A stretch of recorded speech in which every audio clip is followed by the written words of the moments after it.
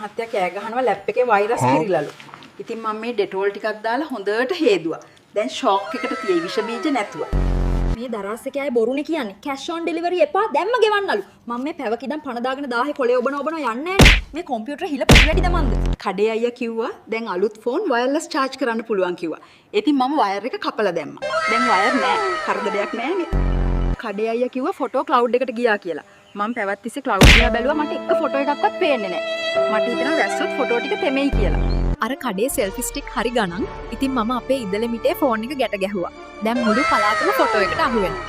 හැබැයි අත ටිකක් රිදෙනවා. දොස්තර කිව්වා දවසට අඩි 10000ක් ඇවිදින්නලු. කවද ඔයා කරන්නේ? මෙහෙම අත වැනුවම වොච් එක රැවටෙනවා. මම දැනටමත් කිලෝමීටර් 5ක් දිව්වා වගේ පෙන්නනවා. ටිකිරි මොලේ. කඩේ අයියා කිව්වා මේ මවුස් එකට වයර් නැහැ. ඔන්න තැනක ඉඳන් කරන්න පුළුවන් කියලා. ඔද මම මේ උඩ තියාගෙන වන්නවා ඒතලා යන්නේ නැහනේ.